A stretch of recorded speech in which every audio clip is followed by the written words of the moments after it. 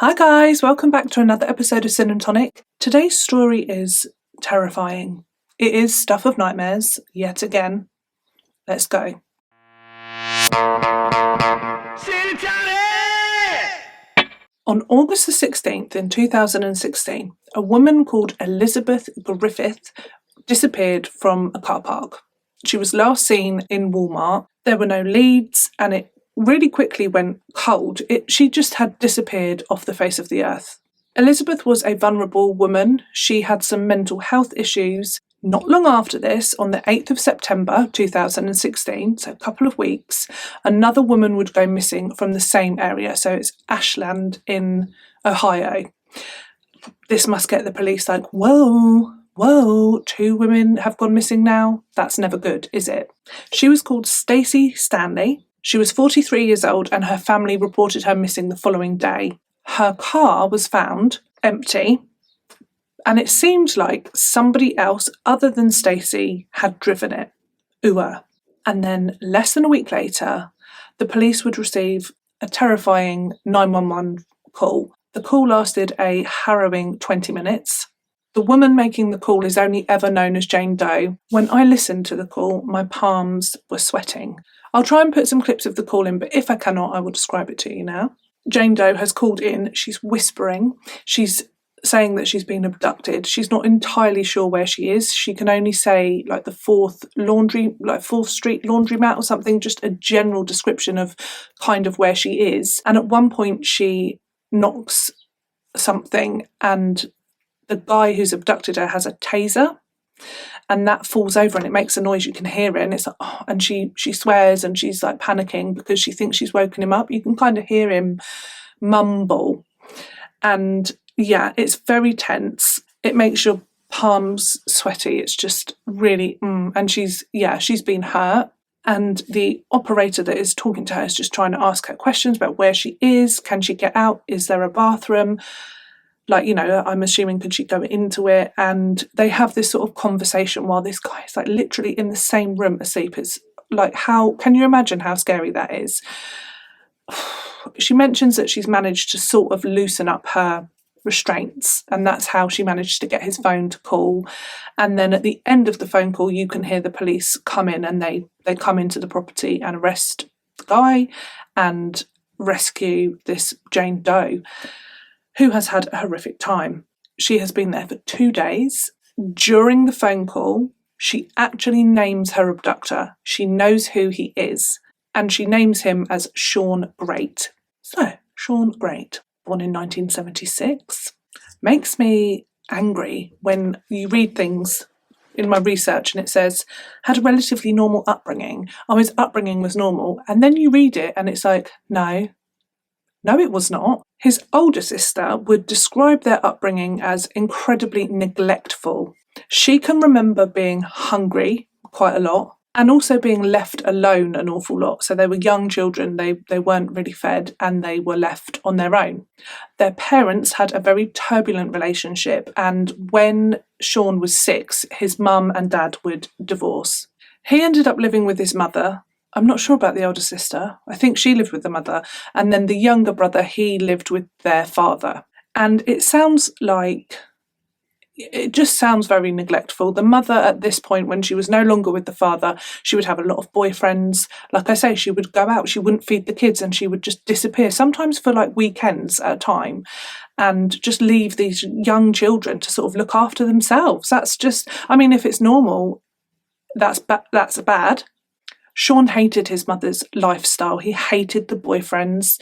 He was not a happy bunny. And then when he was 11, his mother just left. She just left. She found some boyfriend that lived in Kentucky and off she went. She just abandoned the family. At this point, Shawn moved in with his father, but the damage was already done. Shawn had been neglected as a child and he had no secure attachment with a caregiver. So he hadn't built that attachment with his mother or father and just very neglectful. This made Shawn a very depressed young man, although you wouldn't know it. because he moved in with his father. He was quite talented at sports and things like that, and he was charming.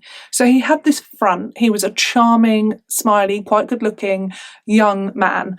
And you wouldn't have thought that actually inside he was very depressed. He could woo the ladies, definitely could do that, and would often have, numerous girlfriends. But he had a dark side, not just this sort of depression, but very controlling, domineering, unkind, tendency to be violent. When he was 18, he was actually arrested for choking his then girlfriend. And then he was arrested in 1996 for burglary. He stole some jewellery, I think. They gave him a prison sentence of 4 years for the burglary, but he only served 1 year of that sentence. It was reduced. And so began his life of crime and vileness. When he was 23 years old, well, hello, that was my water bottle and I nearly had a heart attack. Where was I? When he was 23 years old, he broke into another girlfriend, but an ex-girlfriend, into her house, and he strangled her. So he did this again. Didn't kill her, but he broke in, strangled her. How terrifying. It gets worse because he would then go back. He went back 8 months later and did the same freaking thing again. This time, this is batshit. He took a knife this time to threaten, scary as hell. Guess where he was? He'd broken in and he was hiding in her sofa, underneath her sofa. That is just the stuff of nightmares. That is the stuff of nightmares. This would see him in prison for 4 years, but it did nothing to curb his criminal behaviour at all. When he was released, he was then arrested for a string of offences: domestic violence, alcohol and drug misuse, assault. At this point, he also had 2 children with 2 different women that he did not support. And this pattern was emerging of him treating women as opportunities to be looked after, to use their money, to have a home, mainly, get in there and move in. That was a pattern that started to emerge. In 2010, he attacked his then girlfriend, Christina. They had been together for 5 years. He had progressively gotten worse with his behaviour, and at this point he attacked her and he fractured her hand, as well as other injuries. She begged him to go to hospital because she knew that she needed to be looked at, that her hand was broken. And when she was there, when he was with her, she lied and said that she'd fallen. And then when he left, it probably stinks of it, doesn't it, when it happens? But when he left, she did confess that he had actually attacked her and that, this was a domestic violence. What do you say? That this was domestic violence. The words don't happen now. So, yeah. Anyhow, the police were called and he was off. He disappeared into the night. Woohoo, gone. After a while, so Christina is treated in hospital, gives a police report. I think she stayed with her mum for a while, and then she went home relatively soon after this all happened to feed the cats, because she had cats. She goes in and she notices that something is odd, something's not right. This is, her place. When you go in and you're just like, something's out of place. Things felt not right. And then, how she noticed, I don't know how it came about. I guess the police found him, but guess where he was again? In the bottom of her sofa. What is it with this guy? I've just got images of like a sofa with arms and legs. Like, what, did you want to be a couch? Like, what's wrong with you? I don't know, but it's weird. And it's just weird thinking, it's creepy, but it's also just like almost, what? Like him just in there. Like, how did you know she was coming home? How long were you in the bottom of the sofa for? What is wrong with you? I'm never going to be able to sit on a sofa again. She called the police. She was like, there's someone in my house. He's in the sofa. They arrested him and he was sent to prison for 6 months this time. When he was released, he met a woman called Amber. This was at a church that he frequented. And they began a relationship. And then they married in 2011 and they had a daughter together. So now he has 3 children. Shawn could not keep up this act. She would say that, and I think this was a general consensus from the girlfriends that he had, that when they met, he was charming and kind to them, nice, all of these things. I can't imagine someone actually outright meeting the man that he turned into and being like, oh yeah, let's go for it and get married and have a baby. But he started off in a very charming, kind, nice way. And then that would just slip away. So Amber said after they were married, after their daughter was born, this side of him became more and more, it came out more and more, and he became very controlling, and he tried to cut her off from her family. That seems to be quite a common theme with domestic violence. He tried to cut her off from her network of people. It's just awful. She left him, and at this point, Shawn became homeless. He also, that sounds, it was by design, because he has these 3 children that I've mentioned, and he does not want to support these 3 children. Oh, freaking no way. So he's very careful about how much money he earns and brings in, on paper, and he doesn't want to pay a thing. So he doesn't want to do well for himself, because then he's got to pay for these 3 kids that he's had, and he just doesn't want to. Oh, how boring is that? What a douche. Instead, he went from vulnerable woman to vulnerable woman and would just get in there, be charming, blah, blah, blah, move in, get himself in there and spend her money, and then become a violent, horrible, nasty person, and then move on to the next vulnerable woman, move in, same, rinse and repeat. He had built up a hell of a lot of debt in terms, what do you call it? When you have to pay child support. Over here, I think it's called child support. And he just never paid. So I think it was something crazy, like his first child at this point, he owed £34,000 or something like that, which he didn't pay. So he went into prison a few times for not paying child support. But he would come out and do the same thing, just keep going on this sort of, just kind of just jumping from one woman to another woman to be looked after. And it sounds like he really was quite charming, because it wasn't just women. There were men that were, there was a couple that tried to help. There was a man that tried to sort of give him a job and rented him a place. So he gave him a job, rented him out an apartment or something. And he just always messed it up, because it's not what he wanted to do. He didn't want to support these kids. He didn't, he was happy with the woman to woman situation. Eventually, he found himself an abandoned building. This isn't the first time he squatted. We will get to that. But he found an abandoned building, which was a few blocks away from downtown. And this is where he would live. Not very nicely. So we are now back to 2016. So this is his current situation. Chilling 911 phone call comes in. The police rescue Jane Doe, and they arrest Shawn Grate. They then search this property. So like I say, it was abandoned. It's a shithole, as you can imagine. There's crap everywhere. And this is where he is living in squalor. So I feel sorry for them when they have to search minging places. But this just, this is grim. They notice a horrible smell, which I imagine if you're a police officer, whatever, you probably know what that smell is. I'm pleased to say that I've never had to smell such a smell. On searching the property, the police really sadly find the bodies of Elizabeth and Stacy, the 2 women that have gone missing earlier that year. Both have been strangled. I do apologise if you can hear my belly rumbling. I didn't eat a lot because I was worried I might chuck up when I had my blood done, and now I regret my choices. So, hello belly, we can hear you.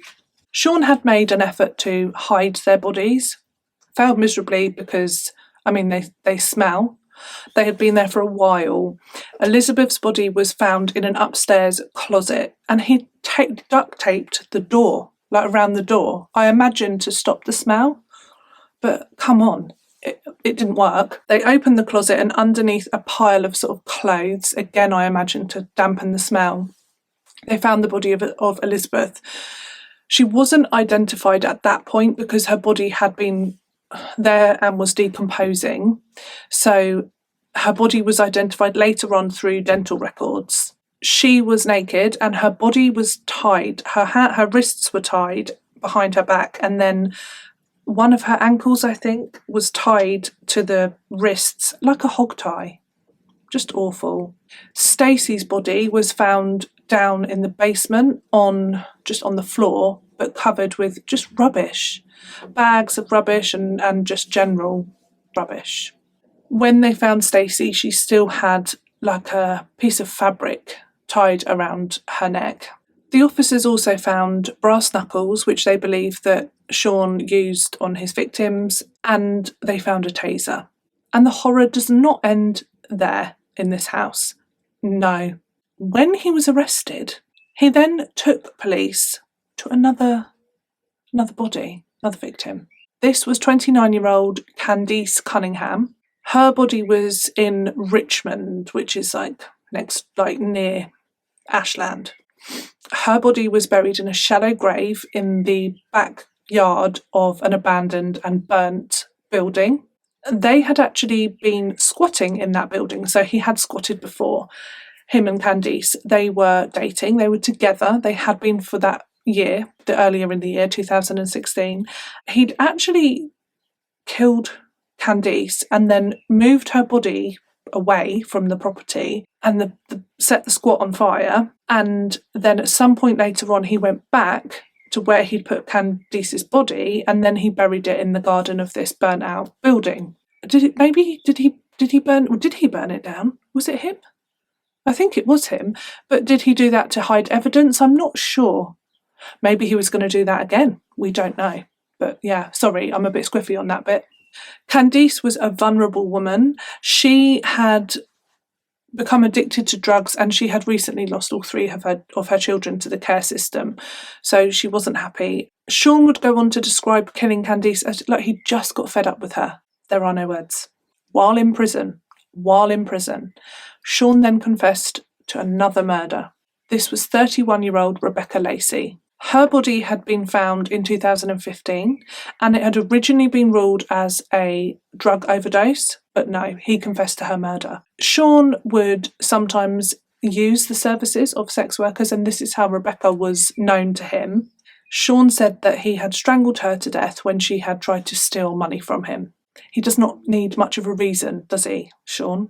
And then he went on to confess to a fifth victim. This would actually be his first ever victim. So it was Dana Lowry. She was 23 years old, and her body was found in 2007, but it had not been identified. And it's a sad tale, Dana, because she was quite vulnerable. She was selling magazine subscriptions, like a door-to-door saleswoman, and she had separated from her partner, her boyfriend. They had 2 children together, and the boyfriend looked after the children. She would visit them every week, and then she got this job, and then she disappeared.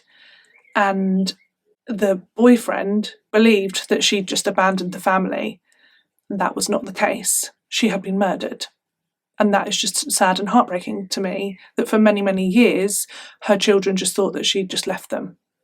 And that was not what had happened. Shawn would say that Dana was his first victim. He said that she had come to his house when he lived with his mother and sold her a magazine subscription, and then the magazines never arrived, they didn't turn up. He then saw her in town one day and he thought, okay. So he then approached her and lured her away from the crowds and then abducted her, and then he killed her. There is some really eerie and not very pleasant footage of him, like in prison, in an interview room, showing them how he murdered his victims, like a chokehold, so from behind and like that. Just, and very matter of fact, like, I worked this out, this was the best way to sort of do it. It's just grim, it's just really eerie. But he was just so matter of fact about it, just like he was just like, oh yeah, just like this, and then just showed them. Also, would you want to be that man? It was a man, so they had a man, like he demonstrated it on another man. No, thank you. I hope he was paid a lot of money. You could tell in interviews that he was enjoying the attention, And yeah, so that side of like the serial killerness was definitely present for him. He liked the attention. He liked the sound of his own freaking voice.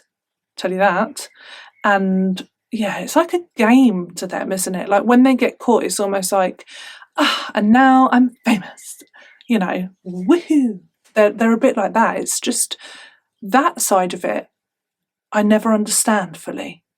Like, is it, this makes me special? Because normally they've been abused, they have very low self-worth, they've been neglected, told that they're useless. Does this, is this something, is that what it is? Like, this makes them special and they're getting attention. Like kids, like when they do something naughty to get attention, it's like that on steroids, isn't it? It's like, whoa, look at me now. Whoa, what do you want? An ice pole? Stop it. He also would brag about his ability to snare himself, vulnerable women. Like, it was a game to him. It was just so easy to manipulate and have the affections and attentions of these vulnerable women. With Elizabeth, he had met her at church and he befriended her and they would play games together, and he listened to her, he made her feel important and special, and then she opened up to him. But she wasn't a very happy person and she did have mental health issues, and she expressed to him that she was suicidal, and she really opened up. She said she was lonely, she didn't have anybody to love her. And then Shawn's reason for killing Elizabeth was that he thought, well, if I strangle her, if I choke her, she'll realise that she wants to live and she'll fight for her life. But she did not fight for her life, so he says, and therefore he murdered her, he killed her. He then took her keys and went to her apartment and stole things from the apartment. Something to note here about Elizabeth is that when her body was found, she was naked. And she was tied up with, like I said, hands behind the back and one of her ankles tied to that. So how is that just, I'm going to scare her into thinking, no, shut up. You were not just trying to scare her into wanting to live. You are despicable. On September the 29th of 2016, Shawn pled not guilty by reason of insanity, despite having confessed and all that business. And the prosecutors in the case, they were seeking the death penalty for this case. April the 9th, 2018, the trial would begin. Like I say, he does like the sound of his own voice. I mean, sometimes it's like he's just saying words for the sake of it. It doesn't even make sense. Shut up. I mean, some really weak apology that's not really an apology. And at one point, he thanks the victims for their time. What the fuck? Just stop talking. Honestly, it's weird. Jane Doe took the stand, the woman that had survived her horrific ordeal, and it just sounds, she was known to Shawn, that's why she knew his name. Again, they had met through a church support group, I believe, and they had, they were the same story. He was charming and she thought that they were friends. And then she was abducted and taken back to this abandoned house. He was horrible. She was reading a Bible and he said, you're not going anywhere, and just things like this. And then all of a sudden she realised that this was not a good situation. And he tied her up, and for 2 days he raped and assaulted her, and she said in every way imaginable. And that went on for so long that he really tired himself out. That's why he didn't properly wake up when the taser went off and things like that. You kind of hear him mumble, but he doesn't actually wake up because he was very tired. It's just not nice. There is a timeline. I'm going to look at my notes. So, hello, excuse you. 2006 is when he murdered, or 2005, but they do think it's 2006. He murdered Dana, the door-to-door magazine saleswoman.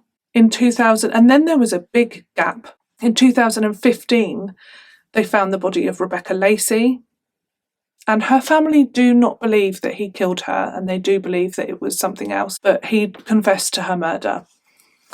So that was 2015, and then in 2016 he was escalating big time because he murdered Candice in the June, and then Elizabeth and Stacy.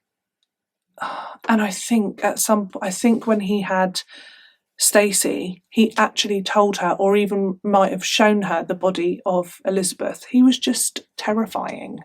It really is something of nightmares, and that was just that's like a horror movie, isn't it? Like being taken to this house knowing that he's already murdered somebody else, raped, that is have they made a movie out of it? Probably. It's just beyond. On May the 2nd, in 2018, he pleaded guilty to 15 of the 23 charges that were against him, but he did not admit to the murder of Stacy and Elizabeth. No. However, he was actually found guilty of all of the 23 charges. Thank you, please.